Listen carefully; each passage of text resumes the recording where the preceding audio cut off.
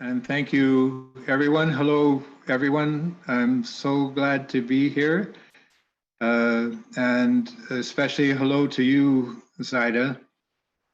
It's really such a pleasure for me to be here with you today, even gathering virtually in these times of social distancing or across the miles, being back with PWRDF.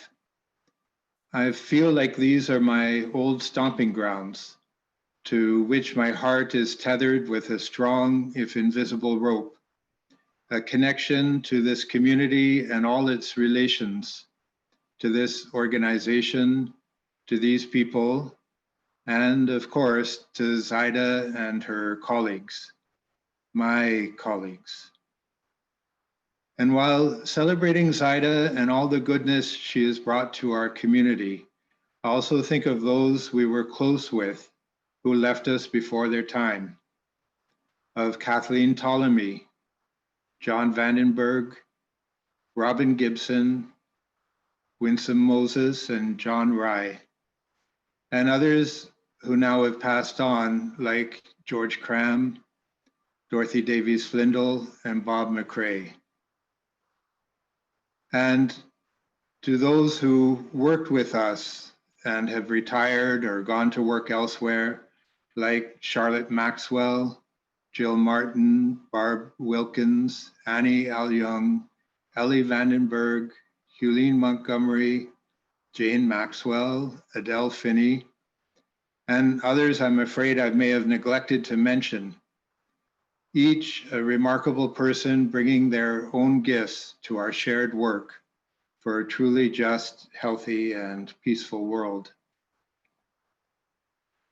1990 to 2004, I worked with you longer than I've worked anywhere else. And one of the very many lessons this work held for me was when going to speak about PWRDF, and I did a fair bit of that, to never turn down a reading, to follow the lectionary or use the reading that was proposed, that there would always be something that speaks positively or negatively, but was still usable to the message that we have to share. It's a lesson I've held to until this day, working now with the Presbyterians and coming here to speak.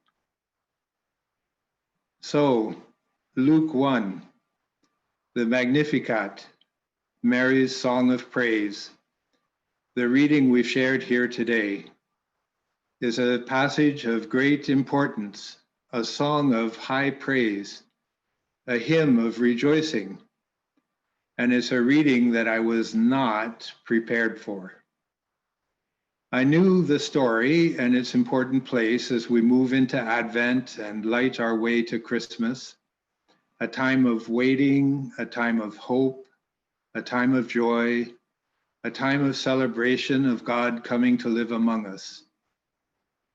But I think it's true to say that maybe like many, I've always been focused on Advent lighting the darkness, on the joy and celebration, and also on Mary's key role as the mother of Christ and how she was pregnant, ready to give birth, denied a place to stay until she found her way to what was a garage in her time, with no word of an accompanying midwife or mother or sisters or aunts or women neighbors to accompany her as she gave birth.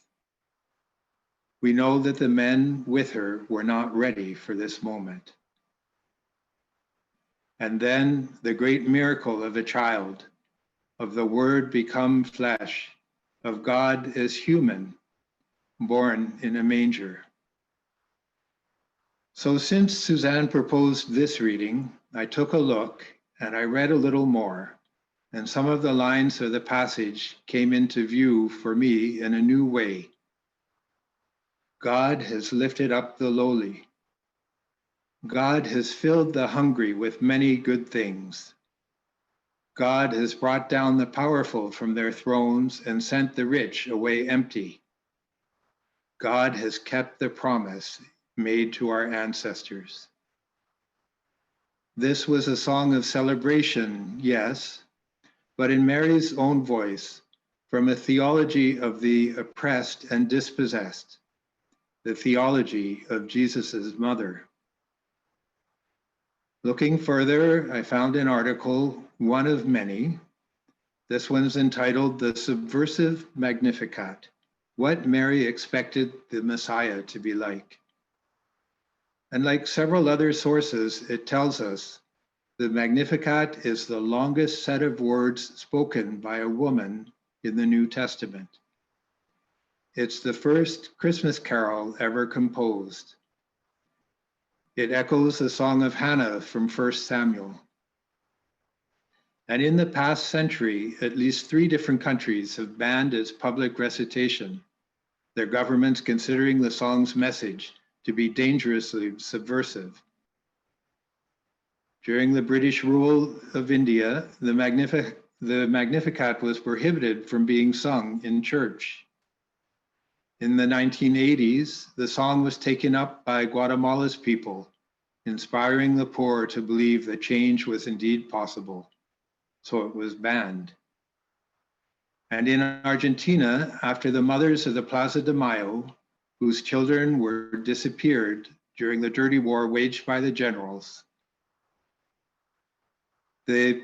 these women placed the Magnificat's words on posters throughout the plaza in Buenos Aires, and the military junta outlawed all public displays of this song.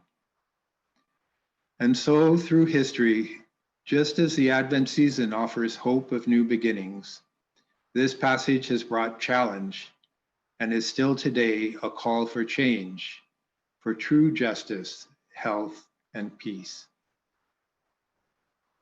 So working with PWRDF and her sister organizations has been a wonderful opportunity to work for such change. And while we celebrate this hope, we also honor the remarkable women and good men who've been working among us, who now are moving on to a different phase of their lives, to change, but whose commitment to the work will remain because it's a part of them.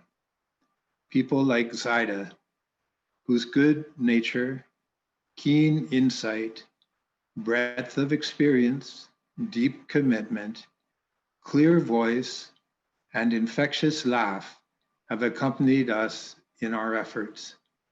And we know that in retirement, she will not be far from us. Zaida, our heartfelt thanks for all you have given and all you will continue to give in new and different ways. May your song remain as strong. May you find hope and joy in your retirement. With love in our hearts, we wish you many, many good things. Amen.